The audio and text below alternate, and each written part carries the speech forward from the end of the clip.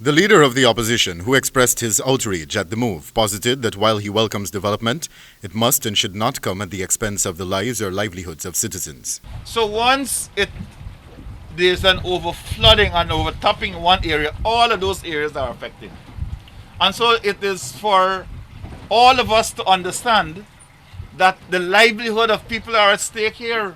Harmon was at the time speaking with media operatives while on a trip along the Demerara River, inspecting the site where the mangroves were cut down. It is alleged that the mangroves, which form a natural defense against flooding along the coastal plain, were cut down to facilitate the construction of a shore-based operation in the area to cater to the oil and gas industry.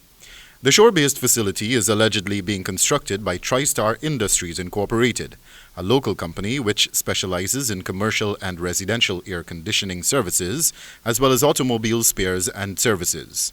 Opposition Member of Parliament Ganesh Mahipal, who was also present at the site, iterated that it is a known fact that the low coastal plain is below sea level, and since mangroves form a natural protection against flooding during periods of high tides, a man-made disaster could very well erupt following the eradication of the mangroves in the area. And I believe that it is necessary for actions to be taken to correct this disaster.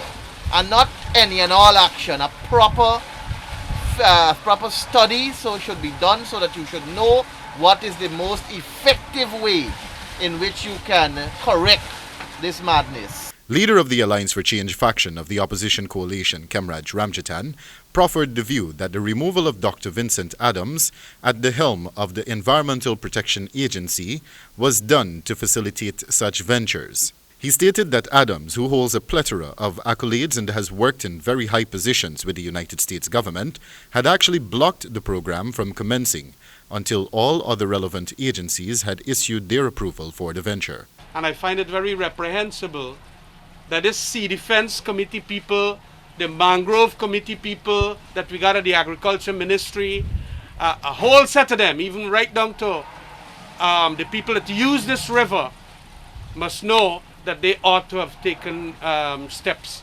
long before. But now that it is done, I'm in total concurrence with Leader of the Opposition that remedial action will have to be taken. Meanwhile, Minister of Agriculture Zulfikar Mustafa posited during an interview with Nightly News in April that his ministry had established a mangrove protection task force following the destruction of nature's defense mechanism. Wendell Badrie, HGP Nightly News.